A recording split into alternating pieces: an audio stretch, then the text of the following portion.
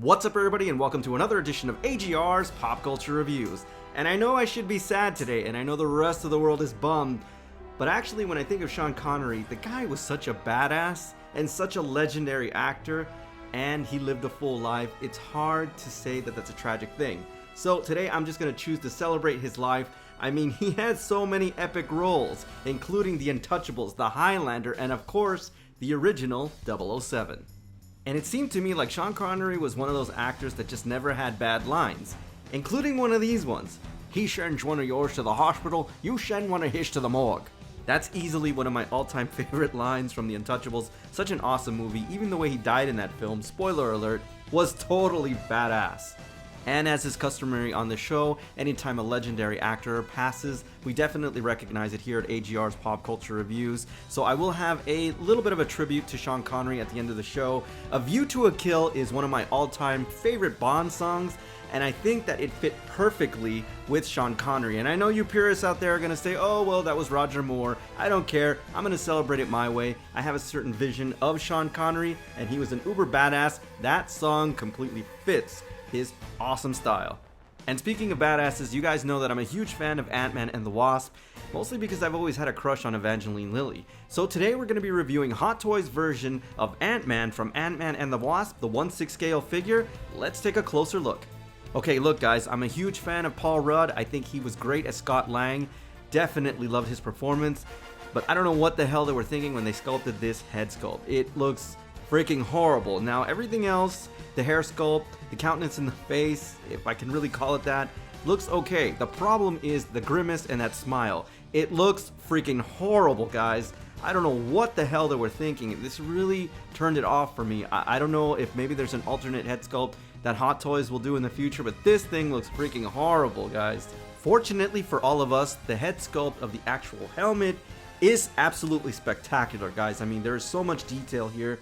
Just take a look at all the textures, the colors. I definitely love the finish on this thing. Definitely looks metallic. And if you'll notice, you can even see the detail as far as the eyes inside the red visor. I mean, this thing is absolutely gorgeous. I know that I'm definitely going to be posing my figure with this head sculpt because it just looks incredible, guys. The midsection of this piece is also really awesome. The color palette looks great.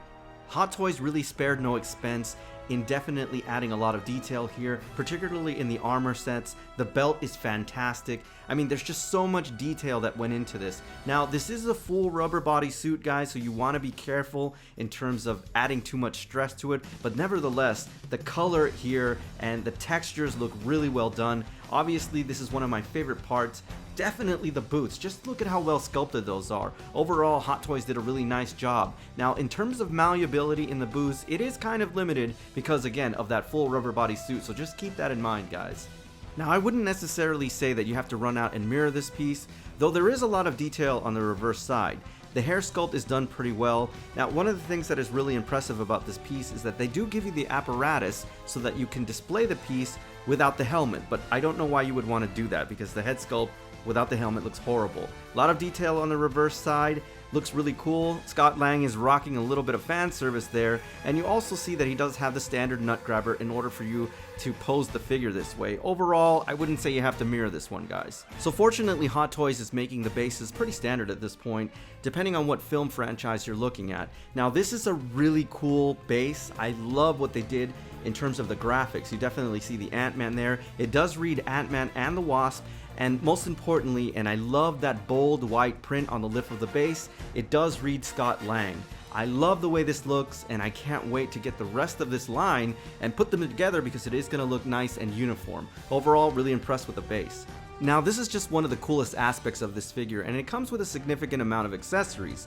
You do get, and this is so cool, the mobile laboratory from Hank Pym, and just take a look at how detailed that is, guys. You look at the roof of that and you can see the little satellite dishes. Most importantly, you even get the kind of extender so you can, walk through the airport with this thing. Overall, that is freaking awesome, guys.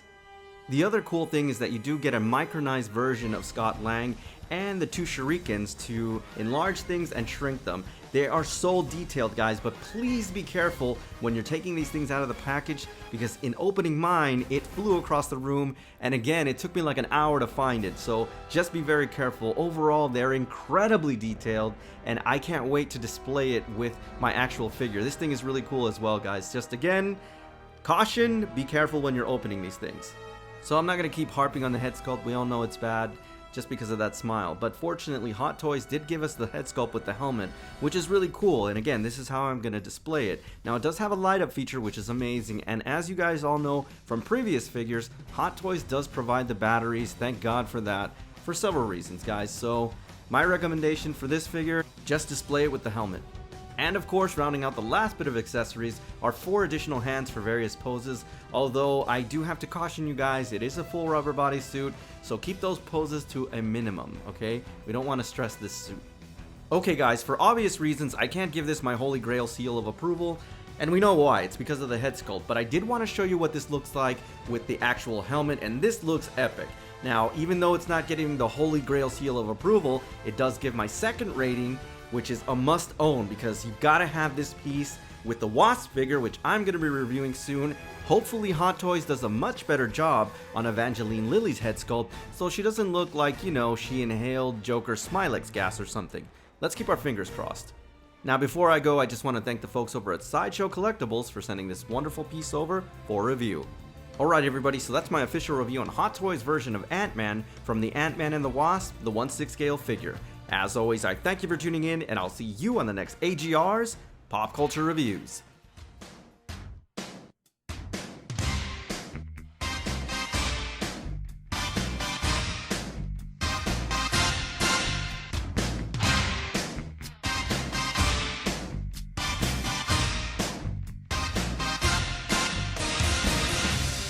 Meeting you with a view to a kill, face to face in secret places, feel the chill.